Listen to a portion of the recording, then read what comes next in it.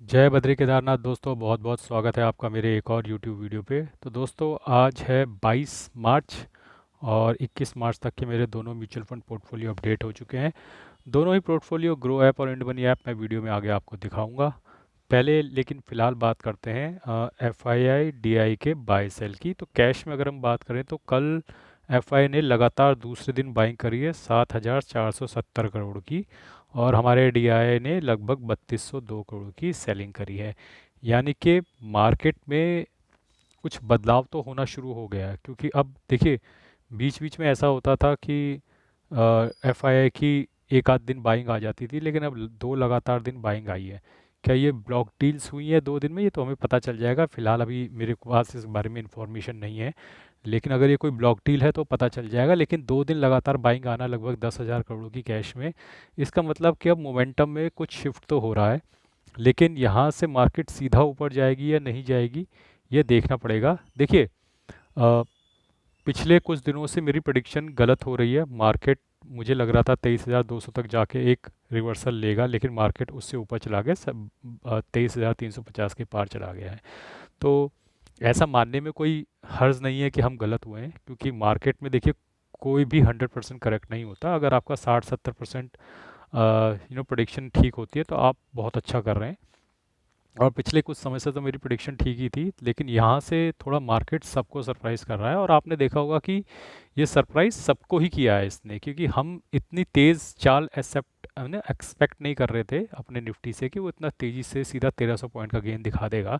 कहाँ हम 21,900 के लेवल पे चले गए थे और अब अचानक से 21,350 के ऊपर आ गए हैं। तो 1,300-1,400 पॉइंट की रिकवरी हो गई है। और हम, मैं क्या, कोई भी एक्सपेक्ट नहीं कर रहा था।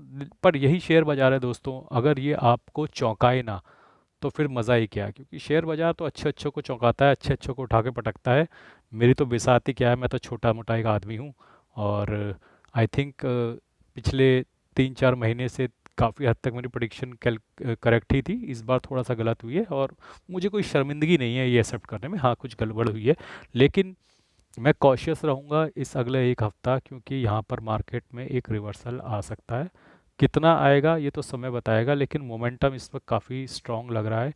और जो बिग मनी है उन्होंने अपना लोअर लेवल से शेयर्स बाय करना शुरू कर दिया है।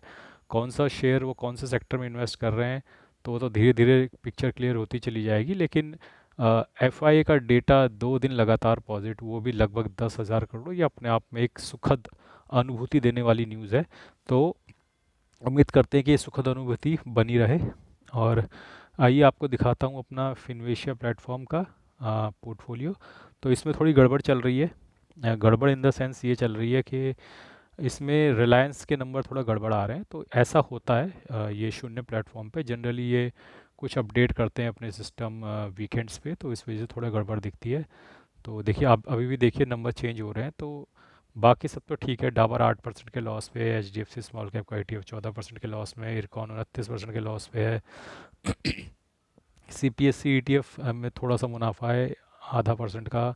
मिड कैप 28% के नुकसान में है, जीनस पावर 38% के, टाटा मोटर 6% के।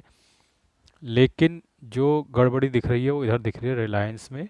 रिलायंस जो है लगभग, ये टाटा मोटर्स में भी गड़बड़ी दिख रही है, क्योंकि टाटा मोटर्स का 760 का भाव तो नहीं चल रहा है। उसी तरीके से आप देख रहे हैं नंबर अभी भी चेंज हो रहे हैं। तो ये शून्य प्लेटफॉर्म में ये होता है जनरली, वीकेंड पे ये नंबर्स अपडेट करते रहते हैं। तो रिलायंस का भाव अभी 1367 तो नहीं आया है, और 5,781 रुपये का मुनाफा भी नहीं हो रहा है मुझे। थोड़ा सा नीचे ही है अभी मेरे बाइंग भाव से, 1289 के, आई थिंक 1270 के आसपास चल रहा है। और इंडसइंड बैंक में 42% का नुकसान है। तो ये सारा पोर्टफोलियो की पोजीशन है जो इस वक्त एक्यूरेट नहीं दिख रही है, और ये अपडेट हो रहे हैं नंबर्स बैक एंड पे। तो फिलहाल इसको इग्नोर करते हैं शून्य के प्लेटफॉर्म को, मंडे को ये अपडेट होकर ठीक हो जाएगा, तो उसमें कोई दिक्कत की बात नहीं है। आइए चलते हैं अपने इंड मनी ऐप के म्यूचुअल फंड पोर्टफोलियो में। आज ग्रो ऐप से पहले मैं इंड मनी ऐप दिखा रहा हूँ आपको, क्योंकि पॉजिटिव न्यूज़ यहाँ पे है दोस्तों। तो जनवरी 1 से लगभग मैंने इस पोर्टफोलियो में इन्वेस्ट करना शुरू किया था, और एक खुशखबरी अब ये आ रही है कि ये पोर्टफोलियो अब पॉजिटिव में निकल गया है। तो आप देख सकते हैं कि इन्वेस्टेड वैल्यू 1,79,000 है, और ओवरऑल पोर्टफोलियो वैल्यू 1,80,000। तो लगभग 1,140 रुपये का मुनाफा इस पोर्टफोलियो में हो रहा है, लगभग 0.64%। और आप देख सकते हैं कि 75,900 रुपये की मेरी एस आई पीज़ लगी हुई हैं, जिसमें से 47,100 की एस आई पीज़ कम्प्लीट हो चुकी हैं। एक बार फिर से दिखा देता हूँ, कल भी मैंने आपको दिखाया था कि निप्पॉन इंडिया लार्ज कैप में कल 217 रुपये का नोशनल गेन हुआ है। और ऊपर जो होता है वो डेली चेंज होता है, नीचे ओवरऑल पोर्टफोलियो वैल्यू आती है। पोर्टफोलियो इन द सेंस इस म्यूचुअल फंड की वैल्यू आती है। तो आप देख सकते हैं कि निप्पॉन इंडिया लार्ज कैप में कल 270 रुपये का नोशनल गेन हुआ है, और ओवरऑल पोर्टफोलियो जो है 2.64% के गेन में है। पराग पारिक में कल 119 रुपये का नोशनल गेन हुआ है, ओवरऑल पोर्टफोलियो जो है 0.42% के गेन में है। आईसीआईसी प्रूडेंशियल ब्लू चिप में कल 173 रुपये का नोशनल गेन हुआ है, और ओवरऑल पोर्टफोलियो जो है ये भी 2.69% के गेन में है। पोर्टफोलियो जब मैं बोल रहा था, मैं इस पर्टिकुलर म्यूचुअल फंड की बात कर रहा हूँ, आईसीआईसी प्रूडेंशियल, तो ये भी प्रॉफिट में आ गया है। Aditya Birla Sun life PSU, ये एक ऐसा म्यूचुअल फंड है जो इस पोर्टफोलियो में पुराना है। पुराना इन द सेंस पिछले 1 साल से पुराना। तो ये आप देख रहे हो कि पीएसयू में इतनी रिकवरी हुई नहीं है, लेकिन ये ऑलमोस्ट ब्रेक इवन पे आ गया है क्योंकि ये पुराना है। और आप देख सकते हैं ½ % का ही नुकसान इसमें अब दिख रहा है। तो कल 230 रुपये का गेन हुआ है। Tata gold ETF fund of fund में कल 47 रुपीज़ का नुकसान हुआ है, 3% के मुनाफे में है ये। निप्पॉन इंडिया स्मॉल कैप, अब आप देख सकते हैं कि 93 रुपीज़ के गेन हुआ है कल, और ऑलमोस्ट ब्रेक इवन पे आ गया निप्पॉन इंडिया स्मॉल कैप। तो उसमें नो प्रॉफिट नो लॉस की सिचुएशन बन गई है। कोटक इमर्जिंग इक्विटी स्कीम जो है कल 61 रुपये का नोशनल गेन हुआ है, और ये -1.35% बना हुआ है। इन्वेस्को इंडिया मिड कैप में कल 84 रुपये का गेन हुआ है, और ये म्यूचुअल फंड भी अब प्रॉफिट में आ गया है, लगभग 0.96%। Invesco India large and mid cap कल 82 रुपये का इसमें नोशनल गेन हुआ है, और ये वाला म्यूचुअल फंड भी पॉजिटिव में आ गया है, 0.96%। एडलवेज मिड कैप भी 76 रुपये का कल नोशनल गेन हुआ, ये भी पॉजिटिव में आ गया है, 0.79%। निप्पॉन इंडिया ग्रोथ, इसमें कल 69 रुपीज़ का नोशनल गेन हुआ है, ये भी पॉजिटिव में आ गया है, 0.4%। H D F C mid cap opportunity fund 68 rupees का नोशनल गेन हुआ है, और ये भी प्रॉफिट में आ गया है, 0.33%। एडलवेज स्मॉल कैप 73 रुपये का इसमें कल गेन हुआ है, ये -1% पे है अभी भी। H S B C small cap 93 rupees का गेन हुआ है, -1.5% बना हुआ है। कोटक स्मॉल कैप 76 रुपीज़ का गेन हुआ है, -1.79% बना हुआ है इसमें। जे एम फ्लेक्सी कैप 50 रुपये का कल गेन हुआ है, 1.94% का इसमें नुकसान अभी भी बना हुआ है। मोतीलाल ओसवाल सबसे मोटा नुकसान इसमें हो रहा है, कल 37 रुपये का गेन हुआ है, लगभग 3% के नुकसान में है ये म्यूचुअल फंड अभी भी। तो मोतीलाल ओसवाल काफ़ी अंडर परफॉर्म किया है पिछले 1-2 महीने में, और काफ़ी ज़्यादा पिटाई हुई है मोतीलाल ओसवाल मिड कैप की, तो देखने से ही पता चल रहा है। बंधन कोर इक्विटी, ये भी मिड कैप का फंड है, 45 रुपीज़ का गेन हुआ है, 1.88% के गेन में आ गया ये वाला mutual fund. Tata small cap भी गेन में आ गया है, 0.84% के, 94 रुपीज़ का कल गेन हुआ है। 137 रुपये का गेन हुआ bank of India small cap में, ये भी पॉजिटिव में आ गया, 0.78%। S B I small cap भी पॉजिटिव में आ गया, कल 73 रुपये का गेन हुआ है। कैनरा रोबेको स्मॉल कैप 74 रुपये का कल गेन हुआ है, 1.7% के लॉस में है फिलहाल ये। तो मोटा मोटा सारे म्यूचुअल फंड जो है पॉजिटिव में आ गए हैं या ऑलमोस्ट आने वाले हैं। जो सबसे ज़्यादा नुकसान में है, क्योंकि ये पोर्टफोलियो पुराना नहीं है, सिर्फ 2-2.5 महीने पुराना है, तो यहाँ पे सबसे ज़्यादा नुकसान में आप देख सकते हैं मोतीलाल ओसवाल मिड कैप है। और मोतीलाल ओसवाल मिड कैप तो आपको याद होगा कल भी पिटा था जबकि सब ग्रो कर रहे थे। तो आई थिंक इसके जो पिक्स हैं, जो शेयर्स इसके अंदर पकड़े हुए हैं इन्होंने, उनमें कुछ खास मोमेंटम नहीं बन रहा है। इस वजह से काफ़ी नुकसान Motilal Oswal mid cap fund को देखना पड़ रहा है। लेकिन होप्स हो कि ये एक अच्छा फंड है, और ये अपना पोजीशंस फिर से अलाइन करेंगे, और आने वाले समय में मोतीलाल ओसवाल दोबारा से बूम करता हुआ नज़र आएगा। लेकिन फ़िलहाल मोतीलाल ओसवाल सबसे पिटा हुआ म्यूचुअल फंड, और बहुत ज़्यादा लोगों ने बहुत ज़्यादा पैसा मोतीलाल ओसवाल मिड कैप में डाल दिया था, मुझे याद है नवंबर दिसंबर के आसपास। और जब मैं बोलता था कि एक ही फंड में सारा मत डालो, क्योंकि जो फंड पीक कर गया है अब वो आगे नहीं भागने वाला है, एक्चुअली में अब दूसरे फंड भागेंगे। तो आप देख रहे हो कि बाकी स्मॉल कैप्स, अब बाकी स्मॉल कैप, बाकी मिड कैप की अगर हम बात करें, क्योंकि मोतीलाल ओसवाल तो मिड कैप है, तो बाकी मिड कैप भी अच्छा परफॉर्म कर रहे हैं। खासकर बंधन का बहुत अच्छा परफॉर्म कर रहा है, वो काफ़ी तेज़ी से ऊपर निकल रहा है। एच डी एफ सी भी अच्छा परफॉर्म कर रहा है, कोटक का भी, इन्वेस्को का भी, तो सब अच्छा परफॉर्म कर रहे हैं। ये हमेशा नहीं होने वाला कि मोतीलाल ओसवाल ही भागता रहेगा बाकी पिटे ही रहेंगे। भैया उनके भी फंड मैनेजर हैं, वो भी दिमाग लगा रहे हैं, वो भी अच्छे अच्छे स्टॉक्स पिक कर रहे हैं जो भाग गया उसके पास ग्रोथ की अपॉर्चुनिटी तो बहुत कम है, जो नहीं भागा उनका भागने का चांस है। इसका मतलब ये है कि वो किसी और शेयर्स में बेट ला के बैठे हैं, अब उन शेयर्स की जब बारी आएगी जब वो वाले म्यूचुअल फंड्स भी बढ़ेंगे। तो ये तो रही बात मेरे इंड मनी ऐप के म्यूचुअल फंड पोर्टफोलियो की। आइए चलते हैं अपने ग्रो मनी ऐप के म्यूचुअल फंड पोर्टफोलियो पे। कल मुझे 32,208 रुपये का नोशनल गेन हुआ है और जो टोटल रिटर्न है -2,46,000 बने हुए हैं। इन्वेस्टेड वैल्यू 27,45,000 है और करंट वैल्यू ऑलमोस्ट 25 लाख हो चुकी है। तो आइए मैं फ़िल्टर लगा के दिखा देता हूँ किन किन म्यूचुअल फंड ने कल मुझे पॉजिटिव रिटर्न दिया है। जो सबसे ज़्यादा रिटर्न दिया है वो सबसे ऊपर आएगा, वैल्यू वाइज नहीं है, परसेंटेज वाइज है। The bank of India small cap गिरा था तो पिटाई भी बहुत हुई थी, लेकिन हाई बीटा म्यूचुअल फंड है जैसा कि लोग बोलते हैं और जैसा भी लिखा हुआ है गूगल में। तो अब तेज़ी से बढ़ रहा है bank of India small cap, और कल देखिए आपने 27 रुपये का इसमें नोशनल गेन हुआ है। Tata small cap 879, Invesco India infrastructure 160, Bandhan small cap 1800, Aditya Birla Sun Life PSU 1800, Nippon India power and infra 69, Invesco India PSU 1200, Nippon India small cap 2700, Invesco India mid cap 664, Canara Robeco 611, Quant infrastructure 507, Edelweiss mid cap 1600, HSBC large and mid cap 2200, ICICI potential Bharat 326, HDFC defence fund 104, Nippon India growth fund 417, HDFC mid cap 1100, HDFC large and mid cap 1900, Motilal Oswal Nifty India defence 347, HDFC large cap 1500, Motilal Oswal BSE 445, can't mid cap 1500, can't large and mid 1000, Kotak emerging equity fund 431, can't small cap 1800, Nippon India large cap 1700, बंधन core 462, Motilal Oswal mid cap 1500, पराग पारिक 232 रुपये का कल notional gain हुआ है।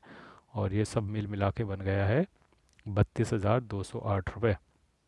तो कई लोग मेरे से कमेंट भी कर रहे थे, भैया एक बार अपना कैटेगरी वाइज भी पोर्टफोलियो दिखा दिया करो कि किस में कैटेगरी में कितना है। तो ग्रो ऐप का मैं दिखा देता हूँ पहले आपको। तो ग्रो ऐप ने सीधा लार्ज मिड और स्मॉल में डिवाइड कर रखा है पोर्टफोलियो को। तो 52.02% मेरा लार्ज कैप में है, 35.44% मेरा मिड कैप में है और 12.54% मेरा स्मॉल कैप में है। हालांकि मेरे पास मिड कैप स्मॉल कैप के फंड ज़्यादा हैं, लेकिन अब मैं कुछ नहीं कर सकता अगर मिड कैप स्मॉल कैप के फंड मैनेजर लार्ज कैप में इन्वेस्ट कर दें, जैसे कॉन स्मॉल कैप, मोतीलाल ओसवाल। तो इन लोगों ने भी मार्केट फॉल को टैप करने के लिए, ताकि ज़्यादा नीचे ना गिरे इनके फंड की वैल्यू, इन्होंने भी लार्ज कैप में इन्वेस्ट कर दिया। कॉन्ट के स्मॉल कैप ने आपने देखा हो, can't small cap mid cap Reliance में 10-10% इन्वेस्ट करके बैठे हैं। हालांकि मैंने मिड कैप और स्मॉल कैप के फंड उठा रखे हैं, लेकिन मेरे फंड मैनेजर जो है मिड कैप और स्मॉल कैप वाले, उन्होंने लार्ज कैप में इन्वेस्ट कर दिया, तो मेरा लार्ज कैप 52% हो गया है। आई थिंक ये स्ट्रेटेजी ठीक है, क्योंकि जब मार्केट करेक्ट हो रहा होता है तो उसमें आपको डाउन साइड प्रोटेक्शन चाहिए होती है। तो फंड मैनेजर ने अपनी तरफ से सही प्रोटेक्शन लिया था। और एक बार मैं यही वैल्यू आपको इसमें भी दिखाने की कोशिश करता हूँ इंड मनी ऐप में। इसका थोड़ा स्ट्रक्चर अलग होता है। तो व्यू एनालिसिस में मैं जाता हूँ और कैटेगरी में जाता हूँ, तो देखिए ये ये लार्ज मिड और स्मॉल में डिवाइड नहीं करता है, तो ये ज़्यादा दिमाग नहीं लगाता है।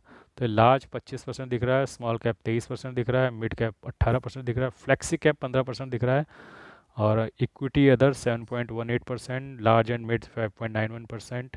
तो इस तरीके से डिवाइड किया। हालांकि इसका इंड मनी ऐप का जो कैटेगरी वाइज डिवाइड है वो अच्छा नहीं है, क्योंकि इसे लार्ज मिड और स्मॉल में ही डिवाइड करके दिखाना चाहिए था, क्योंकि किस शेयर्स में कितना इन्वेस्ट किया उसके बेसिस पे ये डिवाइड कर सकता था। तो इस मामले में ग्रो ऐप कहीं बेहतर है कि वो लार्ज मिड और स्मॉल में आपको डिवाइड करके दिखा रहा है। लेकिन यहाँ पे क्योंकि फ्लेक्सी कैप में अब आपका किस में है, लार्ज में, मिड में, स्मॉल में आप नहीं बता सकते, लार्ज एंड मिड में आपका किस में है, लार्ज में, मिड में नहीं बता सकते।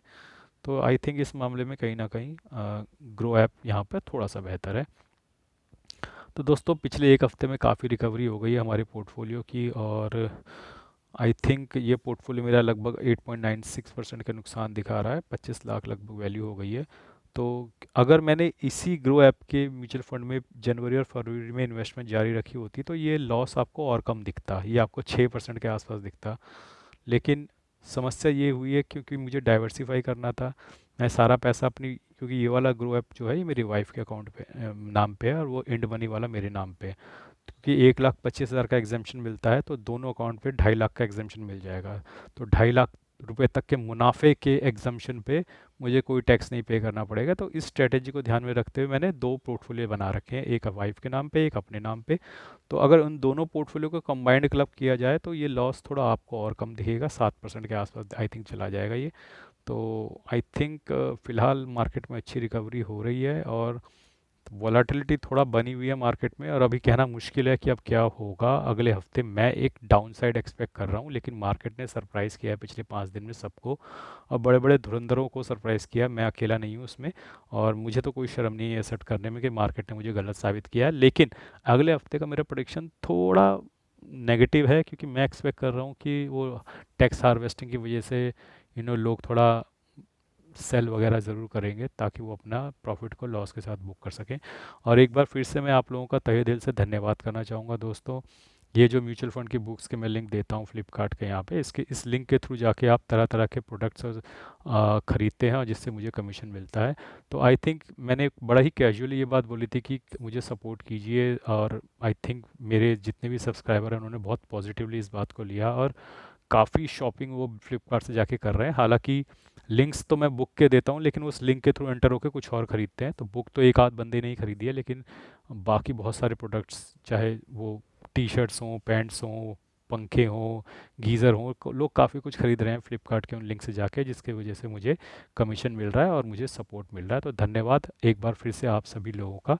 और क्योंकि जैसा कि यूट्यूब बोलता है, ट्रांसपेरेंसी बना के रखिए, अपने सब्सक्राइबर्स को क्लियरली बताइए कि इस लिंक के थ्रू अगर आप कुछ भी खरीदते हैं उसमें मुझे कमीशन मिलता है। तो धन्यवाद एक बार फिर से आप सभी का, कि ये सब जानते हुए भी आपने मुझे बहुत अच्छे से सपोर्ट किया, और बहुत अच्छे तरीके से आप लोग बाइंग कर रहे हैं। अननेसेसरी बाइंग मैं कहूँगा कि मत कीजिएगा। हाँ, अगर कोई ज़रूरत हो, फ्लिपकार्ट से कुछ आपको लेना हो, तो इस लिंक के थ्रू जाइए, आप खरीद सकते हैं। इसमें आपका भी कोई नुकसान नहीं होगा, और मुझे आपके भाई को सपोर्ट मिलता रहेगा। तो बहुत बहुत धन्यवाद। तो दोस्तों आई थिंक मैं अपने तीनों ही पोर्टफोलियो आपको दिखा चुका हूँ, और मार्केट में अगले हफ्ते थोड़ा मुझे वॉलेटिलिटी महसूस हो रही है, क्योंकि टैक्स हार्वेस्टिंग का मौसम है। तो आई थिंक व्यू भी बता चुका हूँ और पोर्टफोलियो भी दिखा चुका हूँ। आज के लिए बस इतना ही। धन्यवाद, गुड बाय, जय बद्री केदार।